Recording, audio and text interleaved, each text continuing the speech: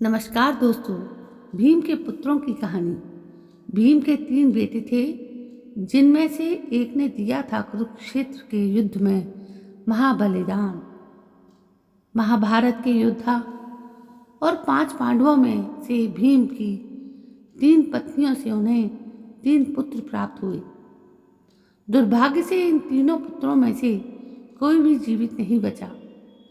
तीनों की मृत्यु कुरुक्षेत्र के युद्ध में हो गई। भीम के पुत्र को तो इसलिए युद्ध में बुलाया गया ताकि अर्जुन की जान बचाई जा सके। महाभारत की कहानी द्वापर युग की सबसे ज्यादा सुनी और पढ़ी जाने वाली कहानी है। इससे जुड़े किरदार और उनके द्वारा किए गए हर कृत्य कुछ न कुछ सिखाते जरूर हैं। द्रौपदी का चीरहरण हो या फिर एकलव्य का अंगूठा दे देना, कर्ण की दानवीरता हो या अर्जुन की धनुर्विद्या, सभी घटनाओं में कुछ न कुछ ऐसा है जो आकर्षित करता है और कभी कभी घृणित भी। 5 पांडवों में दूसरे नंबर के भाई भीम में थे।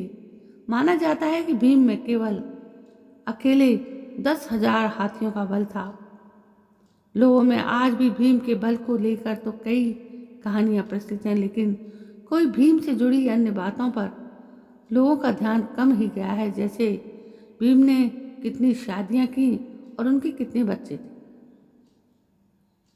घटोत्कच। घटोत्कच पांडवों के सबसे बड़े पुत्र थे, क्योंकि उस समय भीम पहले भाई थे जिनका विवाह हुआ था। घटोत्कच भीम और एक राक्षसी हिडिंबा के पुत्र थे। राक्षस पुत्र होने के कारण घटोत्कच बेहद बलवान और कद में कई गुना ज्यादा बड़े थे। कुरुक्षेत्र युद्ध के 16वें दिन जब घटोत्कच कौरवों की सेना को मच्छरों की तरह कुचल रहे थे, तब दुर्योधन को लगा कि अगर ऐसा ही चलता रहा तो सेना बचेगी ही नहीं।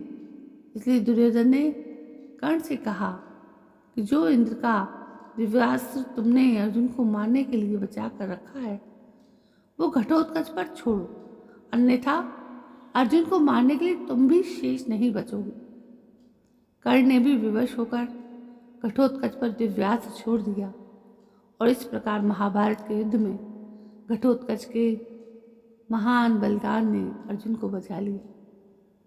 सुसोम। भीम के दूसरे पुत्र थे सुसोम का जन्म द्रौपदी से हुआ था। उन्होंने शकुनी को लगभग मारकर युद्ध में प्रमुख भूमिका निभाई। सुसोम भी अपने पिता जैसे बलशाली और महान योद्धा थे। तीसरा पुत्र है सर्वांग। भीम ने जलंधरा नाम की काशी की राजकुमारी से भी विवाह किया। कुछ कहानियां बताती हैं कि वो भानुमति की छोटी बहन थी जो दुर्योधन की पत्नी थी। जलंधरा और भीम से न एक पुत्र सर्वांग हुआ। ग्रंथों में सर्वांग के बारे में अधिक विवरण नहीं है और इसलिए यह ज्ञात नहीं है कि उन्होंने जीवन में कैसा प्रदर्शन किया और क्या किया। तो दोस्तों, ये थी भीम के तीनों पुत्रों की कहानी जो आज इस कहानी में बताई गई। आपको ये कहानी, ये जानकारी कैसी लगी? यदि पसंद आई हो तो प्लीज़ मेरे इस चैनल को सब्सक्राइब करना ना भूलें और इस कहानी को ज़्यादा से ज़्यादा शेयर भी करें। और यदि अच्छी लगी हो तो एक कमेंट भी करें। कल मैं फिर हाजिर होती हूँ एक नई कहानी के साथ। तब तक के लिए जय हिंद, वंदे मातरम।